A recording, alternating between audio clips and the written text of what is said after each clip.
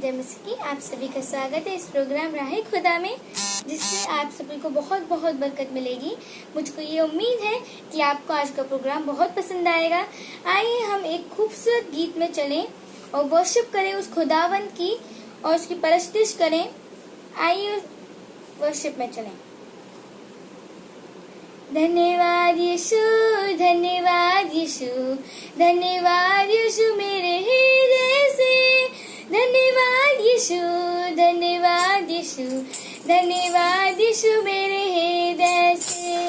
धन्यवाद यीशु, धन्यवाद यीशु, धन्यवाद यीशु मेरे हृदय से। धन्यवाद यीशु, धन्यवाद यीशु, धन्यवाद यीशु मेरे हृदय से।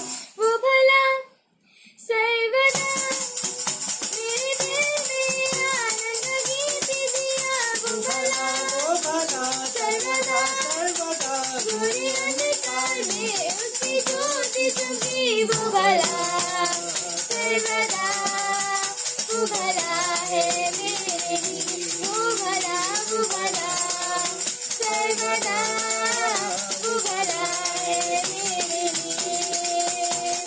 दिल से गाते रहो, दिल से गाते बजाते रहो, दिल से गाते बजाते रहो खुदावंदी यीशु के लिए। दिल से गाते बजाते रहो, दिल से गाते बजाते रहो, दिल से गाते बजाते रहो खुदावंदी यीशु के लिए। वो भला सर्वदा मेरे दिल में आनंद गीत दिया। वो भला सर्वदा पूरे अंधकार में उसकी ज्योति चमकी। वो भला सर्वदा, वो भला है मेरे लिए। वो भला सर्वदा, वो भला है मेरे लिए। यदि वादी में हम चले और चारों ओर हो अंधकार। यदि वादी में हम चले और चारों ओर हो अंधकार, उसका वादा वो न छोड़ेगा, यही सच है वो न भूलेगा। वो भला सर्वदा पूरे अंधकार में उसकी ज्योति चमकी। वो भला सर्वदा पूरे अंधकार में उसकी ज्योति चमकी। वो भला सर्वदा, वो भला है मेरे लिए। वो भला सर्वदा, वो भला है मेरे लिए। टूटा सा दान उसने मैं, क्योंकि प्यारा यीशु मेरा। टूटा बदल दिया मुझे, पापी को मुंडी मिला। आत्मा से सारे दिल से आज बुझा होगा यीशु से कटा। उठता तूफान है बड़ी, दिल से मैं जो भी गाता। हालेलुया आत्मा से सारे दिल से आज बुझा होगा यीशु से कटा। उठता तूफान है बड़ी, दिल से मैं जो भी गाता। होसना होसना होसना होसना हालेलुया। होसना होसना होसना होसना। दाऊद की संतान की सब गाएं होसना। हालेलुया अपने गीत राजा की सब गाएं होसना। मेरे लिए आया, मेरे लिए दिया, मेरे लिए आया, मेरे लिए दिया, मेरे लिए यीशु ने दुख उठाया। मेरे लिए यीशु ने दुख उठाया। मेरे लिए मारा गया, मेरे लिए गाड़ा गया, मेरे लिए मारा गया, मेरे लिए गाड़ा गया। मेरे लिए फिर उठा मेरा है मसीह, मेरे लिए फिर उठा मेरा है मसीह। मैं मसीह का हूँ, हम मसीह के हैं, खुशी खुशी मनाओ, खुशी खुशी मनाओ, खुशी खुशी मनाओ, खुशी खुशी मनाओ। बोलो बोलो मसीहा की जय जय जय, बोलो बोलो मसीहा की जय जय जय। जय के जोर से फूको मसीह की जय, जय की जोर से फूको मसीह की जय। सारे बस बीन बजा, सारे बस बीन बजा, हमेशा रब की होवे सना, हालेलुया की होवे सना, हमेशा रब की होवे सना। हो कितना महान परमेश्वर, हो कितना महान परमेश्वर, हो कितना महान परमेश्वर, जिसकी सेवा करे हम। हो कितना महान परमेश्वर, हो कितना महान परमेश्वर, हो कितना महान परमेश्वर, जिसकी सेवा करे हम। आओ हाथ उठाए हम, आओ हाथ उठाए हम, और आओ हाथ उठाए हम, प्रभु की स्तुति करें हम। Praise Lord. आप सभी को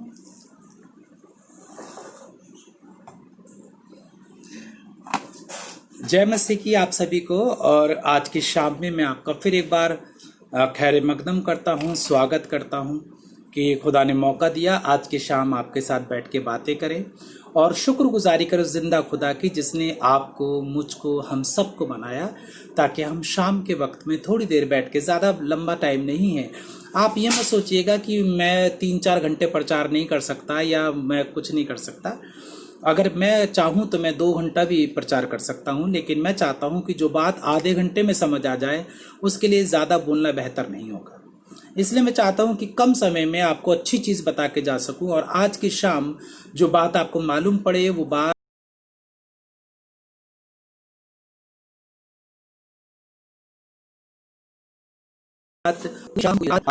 का शुक्रगुजार है। खुदा ने हमको राह खुदा इस प्रोग्राम में जोड़ा है और बहन रीमा और हमारी बहन सोफिया और भाई अरुण हमारे साथ इस समय ऑनलाइन है और बाकी लोग भी बाद में भी जुड़ जाएंगे।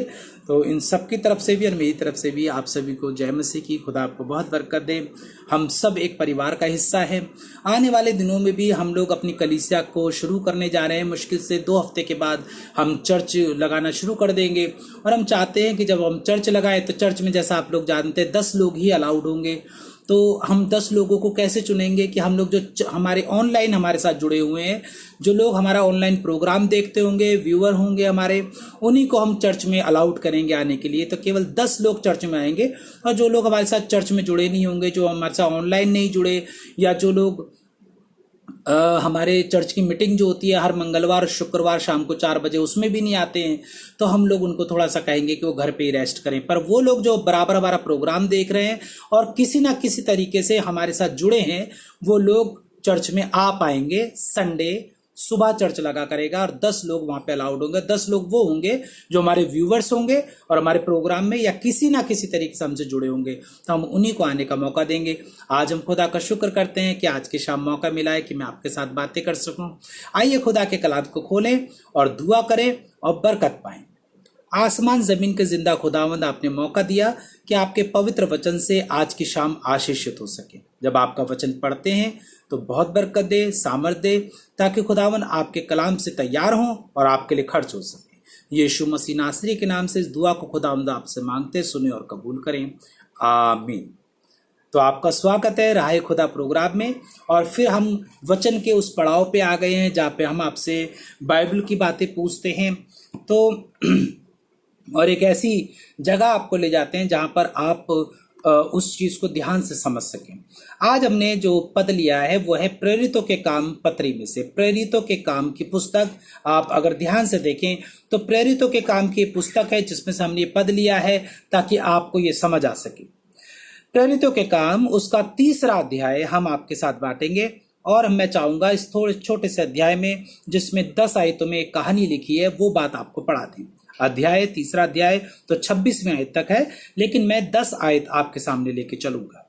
और ये उस लंगड़े भिखारी के बारे में है जो चंगा होना चाहता था। पतरस और यूहन्ना तीसरे पहर प्रार्थना के समय मंदिर में जा रहे थे, यानी वो पहर के हिसाब से प्रार्थना करते थे। ये दिन का तीसरा पहर था। आप समझ गए होंगे तीसरा पहर की लैंग्वेज आपने बाइबल में एक जगह और पढ़ी है, यानी तीसरा पहर था जब यीशु मसीह ने अपने प्राणों को त्याग दिया था क्रूस के ऊपर। ये वही तीसरा पहर वाला हिसाब किताब है। यहाँ पर भी ये तीसरे पहर में ये जा रहे हैं। ये एक ऐसा समय बाइबल में लिखा गया है तीसरा पहर करके, जिसको उस समय के लोग पहर के हिसाब से ही दिन को काउंट किया करते थे। अब तो घंटे का हिसाब है, मिनट का भी हिसाब है, लेकिन उस समय पहर का हिसाब था। तो तीसरे पहर ये लोग प्रार्थना करने के लिए मंदिर में जा रहे थे। मैं जब ये बाइबल पढ़ रहा था तो बहुत अजीब बात है, क्योंकि अजीब बात इसलिए कह रहा हूं कि ये लोग पहर के हिसाब से दुआ कर रहे थे। हम तो पहर क्या, हम तो दोपहर भी दुआ नहीं करते हैं। हम तो पूरा दिन निकल जाता है, शाम को 5 बजे आधे घंटे के लिए दुआ नहीं करना चाहते हैं, और बहुत कम लोग ऑनलाइन आ पाते हैं, इतना थक जाते हैं। मैं सोच रहा हूं कि ये लोग जो लॉकडाउन में इतना थक गए हैं, अगर जब ये सब खुल जाएगा तो इनका क्या हाल होता है, तो टूट के गिर जाएंगे। लॉकडाउन है, कोई काम नहीं है, कहीं इतना भागा दौड़ी नहीं है, सब कुछ बंद ही पड़ा है एक तरीके से, फिर भी इतना थक गए हैं कि ऑनलाइन का फेसबुक का बटन नहीं दबा पा रहे हैं, तो कितनी बड़ी आफत है। लेकिन यहाँ पर खुदा के लोग हैं, पतरस और यूहन्ना, ये थके नहीं है।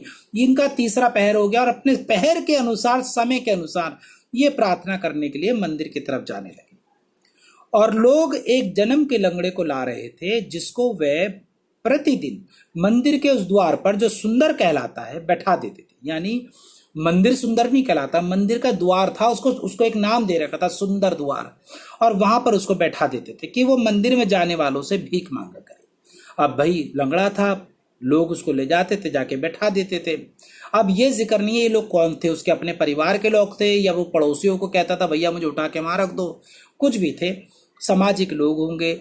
इस लंगड़े को उठाकर वो वहां, या हो सकता है इस लंगड़े का केयर करने वाले हों कि भाई तू ही भीख मांग के जो लाएगा उससे तेरी रोटी पानी हम लोग कर दिया करेंगे। आजकल भी ये होता है, आजकल तो ये बहुत फेमस बिजनेस हो गया है कि जो तंदुरुस्त लोग हैं वो लंगड़े, लूले, अपाहिज लोगों को जमा करते हैं, फिर उनकी ड्यूटी तैनात कर देते हैं चौराहे पर, रेड लाइट पर, और फिर उनको सुबह छोड़ जाते हैं, शाम को उठा लेते हैं और उठा के उनको झुग्गी झोपड़ी में रख देते हैं और उनसे कमाई बांट लेते हैं। इस जमाने में भी ऐसा ही होता होगा। वो इसको बैठा के चले गए ताकि जाने वालों से भीख मांगा करे, यानी कि भीख मंगवाने वाले वो लोग थे। ये उस वहां पे नहीं आया, इसके बारे में नहीं लिखा कि ये भिखारी खुद आता था भीख मांगने, पर लिखा है लोग उसको वहां पे छोड़ जाते थे उस फाटक पे जो सुंदर कहलाता है, ताकि ये लोग आने जाने वालों से भीख मांगे। जब उसने पतरस और यूहन्ना को मंदिर में जाके देखा तो उसने भीख मांगी। जब वो मंदिर में जाते वो उन लोगों को देखा तो उसने उनसे भीख मांगी। तो ये बात तो क्लियर हो गई कि ये ना तो पतरस को जानता था, ना ये यूहन्ना को जानता था, और ये मंदिर में जा रहे थे, ये अपने रूटीन के अनुसार भीख मांग रहा था और ये इनको नहीं जानता था। इसने अपने रूटीन के अनुसार ही भीख मांगी थी। ये हो सकता है ये रोज आते हो मंदिर में, पर ये रोज भीख मांगता हो, पर ये नहीं जानता था ये है कौन। पर आज एक ऐसा टकराव हो गया है कि ये इनसे पूछ रहा है। दो बातें हो सकती हैं, इन बातों को समझना पड़ेगा। बाइबल में तो मेंशन नहीं है, लेकिन जब आप अध्याय पढ़ते हैं तो अध्याय को जब ध्यान से पढ़ा जाता है तो समझा जाता है। या दो बातें हो सकती हैं, या तो भीड़ आती होगी मंदिर में प्रार्थना करने के लिए, तो यूहन्ना पतरस जब निकलते होंगे तो ये जो इसको भिखारी को बैठा के जाते हैं, इनका टाइम कुछ आगे पीछे हो जाता होगा, तो यूहन्ना पतरस चले जाते होंगे, तो ये भीख नहीं मांग पाता होगा, और जब मंदिर से निकलते होंगे तब तक ये भिखारी चला जाता होगा, तब नहीं टकराता होगा। आप कहेंगे मैं ये लाइन क्यों कह रहा हूं, क्योंकि टकराव तो केवल आज ही हुआ। अगर ये टकराव इससे पहले होता, क्योंकि सुंदर फाटक पे रोज बैठता था ये भिखारी, तो क्या सवाल आता है, तो क्या यूहन्ना और पतरस रोज नहीं आते थे चर्च में, मंदिर में? रोज नहीं आते थे। अब यहाँ पर एक कंफ्यूजन हो गया, क्योंकि बाइबल तो नहीं कह रही है कि रोज आते थे, पर अगर मैं कहूँ तीसरे पहर में, वो हो सकता है आज ही आए हो, क्योंकि पहली विजिट थी तो पहली विजिट में ये भिखारी टकरा गया, ये भी हो सकता है, लेकिन बाइबल में मेंशन नहीं है। लेकिन हम इन बातों को इसलिए करोद रहे हैं, इसलिए खोद के निकाल रहे हैं ताकि आपको दोनों पक्ष अच्छी तरीके से मालूम हो। पहला ये, या तो ये भिखारी इनसे पहले टकराया नहीं होगा, क्योंकि भीड़ होती है चली गई और भीड़ होती है निकल गई। कई बार भिखारी की निगाह में नहीं पड़ता, वो किसी से मांगता है तो कोई निकल जाता है। और कई बार ऐसा होता है कि भिखारी रोज मांगता होगा। अब रोज अगर मांगता है इन दोनों से तो ये पहले ही ठीक हो जाता। तो मुझे लग रहा है कि अगर मैं अपने हिसाब से जब इस वचन को पढ़ने लगा तो मुझे लगा इस मंदिर में जिसका फाटक सुंदर कहलाता है, यह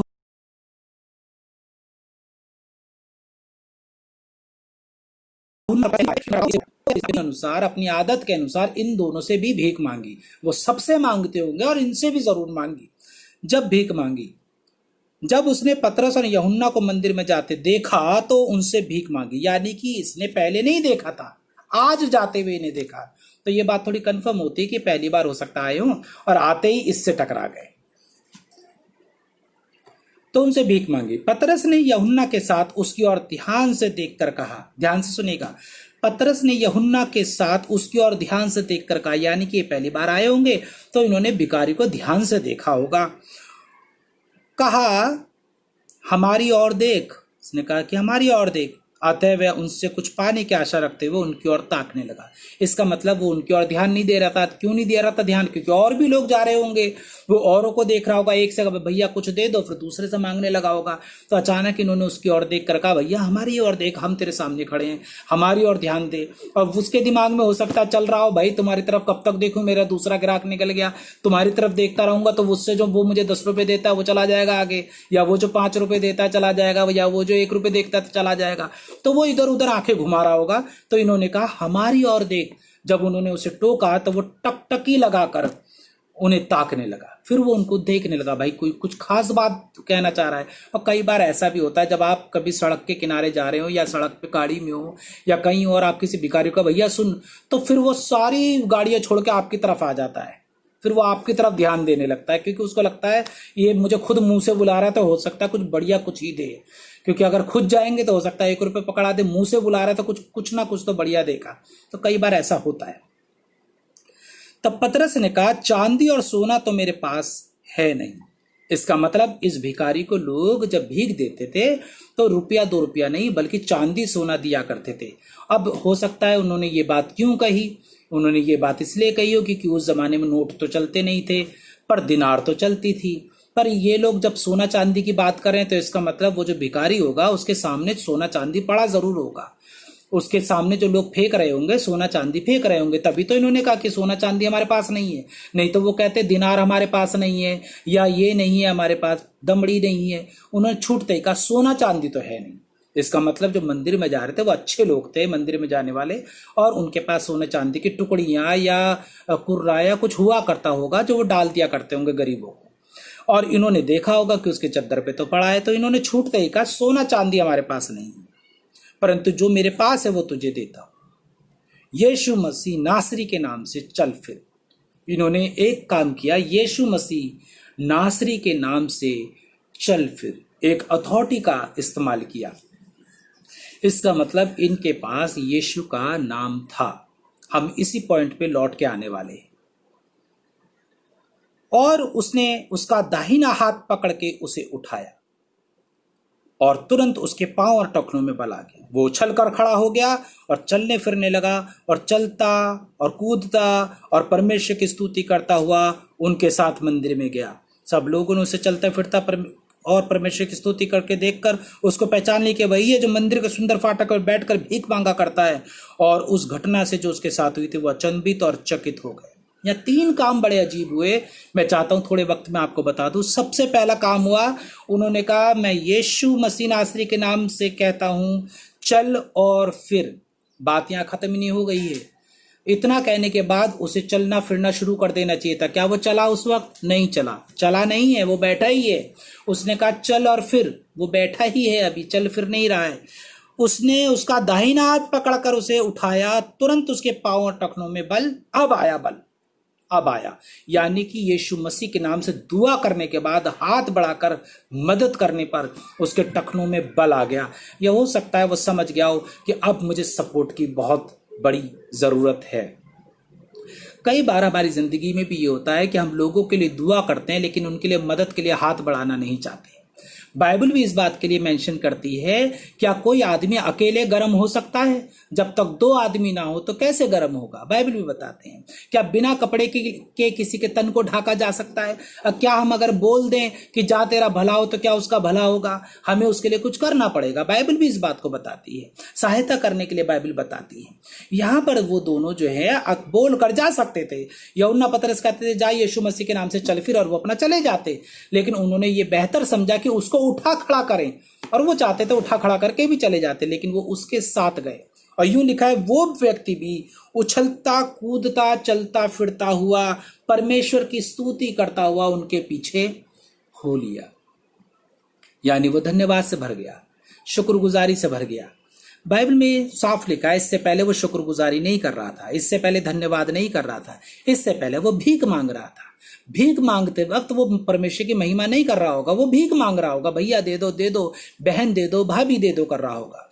लेकिन इस समय जब उसको चंगाई मिल गई तो भीख नहीं मांग रहा है, इस समय वो स्तुति कर रहा है। दोनों बातों में बहुत फर्क है। उसको वहीं खड़ा रहना चाहिए और धन्यवाद करते हुए भीख मांगनी चाहिए। क्या यदि वो ऐसा करता तो वो ठीक रहता? आप सोचिएगा। पर हम लोग ऐसा करते हैं। परमेश्वर हमें सब कुछ देता है, बहुतायत के साथ देता है, लेकिन हमारा भीख मांगने का जो नेचर है वो जाता नहीं। हम फिर भी भीख मांगते रहते हैं। बाइबल कहती है कि वो धर्मी जन को नींद में ही देता है, हम फिर भी भीख मांगते रहते हैं। बाइबल कहती है कि जंगल का शेर भूखा रहेगा, धर्मी जन भूखा नहीं रहेगा, हम फिर भी भीख मांगते रहते हैं। परमेश्वर कहता है कि मैंने तुम्हें बूरे पे से उठाया और उकाबों के बीच में बैठाया है, लेकिन फिर भी हम भीख मांगने देते। हमारी प्रवृत्ति बदलती नहीं है। इस भिखारी की प्रवृत्ति बदल गई, भीख मांगना छोड़कर स्तुति आराधना करने लगा। और उसके बाद क्या किया? क्या उसने फिर भीख मांगी? नहीं मांगी। वो हैकल में चला गया, वो मंदिर में चला गया शुक्रगुजारी करते हुए। हम लोगों की भीख मांगने की प्रवृत्ति बदलती नहीं, हम फिर भी उसी जिंदगी में लौट जाते हैं जहां से निकल के आते हैं।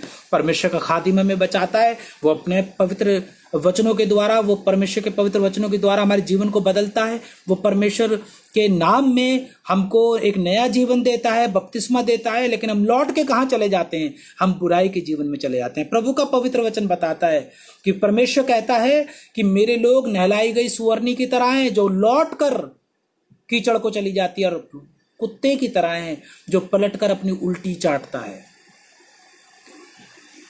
हम लोग भी कई बार वैसे हो जाते हैं।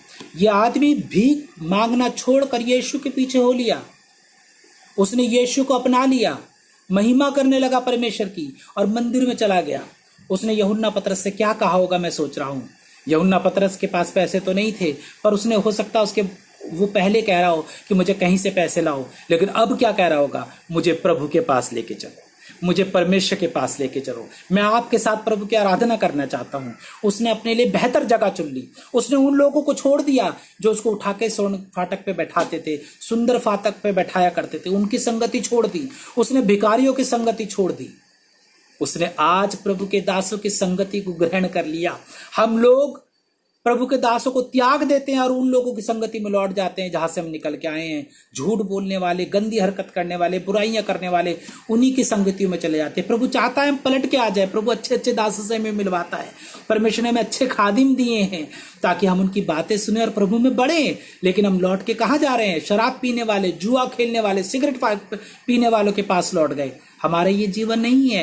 ये भिखारी अपनी उस प्रवृत्ति को बदलकर परमेश्वर में आ गया। अब ये धन्यवाद करने वाला बन गया होगा। क्या ये दोबारा सुंदर फाटक पे आया होगा? बिल्कुल आया होगा। क्या ये उस मंदिर पे दोबारा आया होगा? बिल्कुल आया होगा। क्या इसने अब भीख मांगी होगी? नहीं मांगी होगी। अब इसने प्रभु के भवन में जाके आराधना की होगी।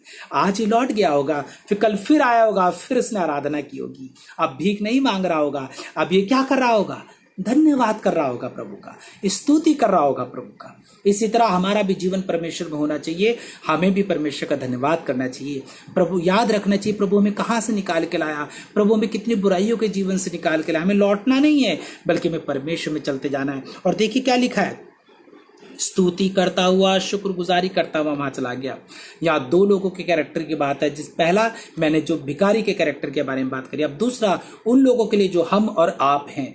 प्रभु का वचन सुनाना बहुत अच्छी बात है, लेकिन हाथ बढ़ाना भी बहुत ज़रूरी है। लोगों को हाथ बढ़ाइए और उनकी उस बदकार ज़िंदगी से, बुराइयों की ज़िंदगी से निकाल लीजिए। उनको काउंसलिंग करिए, उनको निकाल के लाइए, उन्हें चर्च का रास्ता दिखाइए, उन्हें खुदा के घर लेके आइए। आप छोड़ के नहीं जा सकते, आप दूर से दुआ करके नहीं जा सकते, आपको हाथ बढ़ाना पड़ेगा।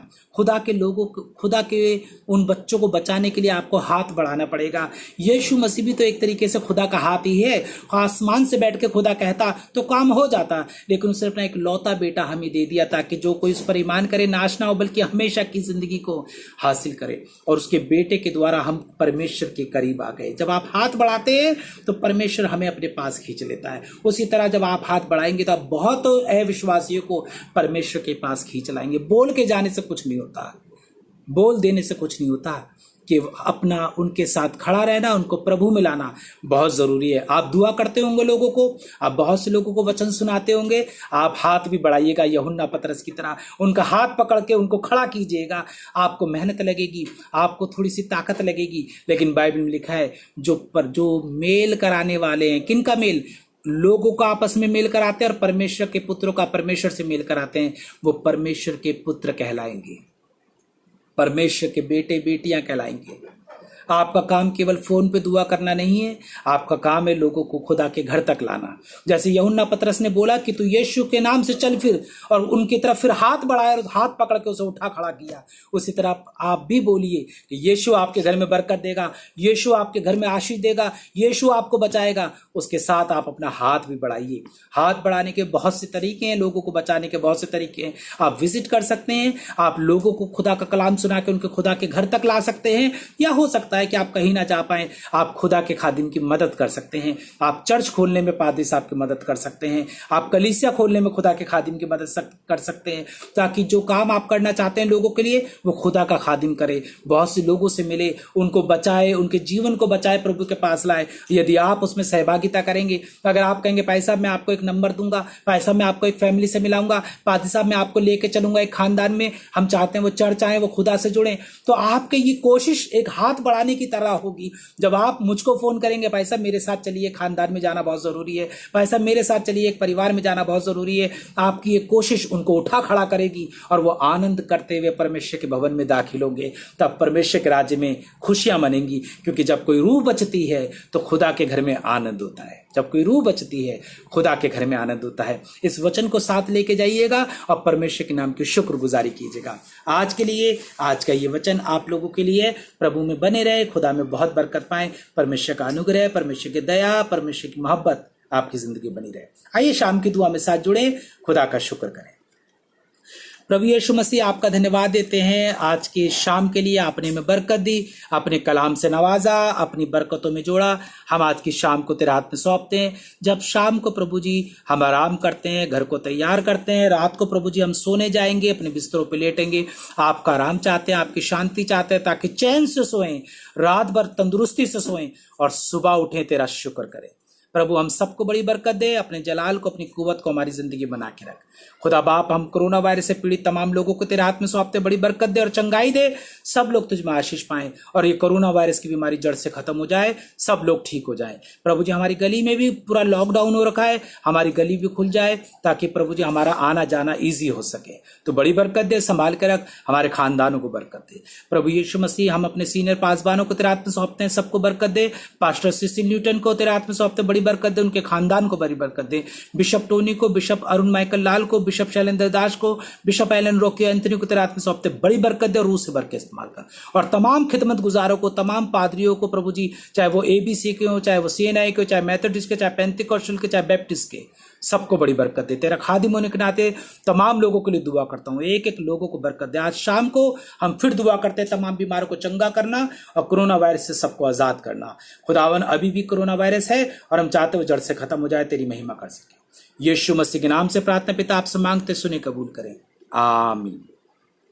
आए हमारे बाप, आप जो आसमान पे हैं, आपका नाम पाक माना जाए, आपकी बादशाहत आए, आपकी मर्जी जैसे आसमान पे पूरी होती है जमीन पर भी हो। हमारे रोज की रोटी आज में बख्श दें, जिस तरह अपने कसूरवारों को माफ कर देते हैं, आप भी हमारे कसूरों को माफ करें। हमें आजमाइश में न पड़ने दें, बल्कि बुराई से बचाएं, कि बादशाहत, कुदरत और जलाल अब तक ही आपका है, आमीन। खुदा बाप आपको बरकत दे। हमारे कोरोना वायरस के जो आंकड़े हैं कम हो गए हैं। दिल्ली में अभी पिछले 24 घंटे में 1600 कुछ केस निकले हैं और जिनमें से 1904 लोग ठीक भी हो गए हैं। कम हो रहा है, 2000 से नीचे आया है। हम चाहते 1600 से भी नीचे आ जाए, बहुत कम हो जाए। मैं तो ये चाह रहा हूँ केस ही ना निकले। आप दुआ करते रहिएगा, कोरोना वायरस बिल्कुल खत्म हो। हमारी गली के लिए दुआ कीजिएगा, वो जल्दी से गली खुल जाए और बहुत से लोग जुड़ सकें। शुक्रगुजार है आपके साथ जुड़े। जैसा हमने कहा है, आप लोग अगर हमारे साथ ऑनलाइन जुड़े, स्पेशली एबीसी दक्षिणपुरी के जो आसपास के लोग हैं, हम 10 लोगों को नोट करेंगे। अगर वो लोग हम ईमानदारी से हमसे जुड़े हैं तो उनको चर्च में आने की अनुमति मिलेगी और उनका क्राइटेरिया यही होगा कि वो हमारे साथ जुड़े हैं ऑनलाइन सुबह डिवोशन के टाइम में, शाम को 5 बजे यहाँ पर, या फिर हमारा जो ट्यूसडे और फ्राइडे हमारी चर्च की मीटिंग होती है उसमें अगर वो एज ए मेंबर जुड़ते हैं तो उनमें से 10 लोगों को ही हम अपने चर्च में बुलाएंगे, क्योंकि 2 हफ्ते बाद चर्च शुरू हो जाएगा। तो प्लीज कमर कस लीजिए, हमारे साथ जुड़ जाइए, तभी आपको बुला पाएंगे। God bless you. यूं बने रहिएगा। कल शाम को फिर मिलेंगे 5 बजे और खुदा के नाम की महिमा करेंगे आपके साथ। कल सुबह 8 बजे डिवोशन में राहे खुदा पेज पर मिलिएगा। कल सुबह ठीक 8 बजे आपके साथ डिवोशन करेंगे, परमेश्वर के नाम की महिमा करेंगे। जुड़े रहें, परमेश्वर के नाम की शुक्रगुजारी करते हैं। God bless you. प्रभु आपको बहुत बरकत दे।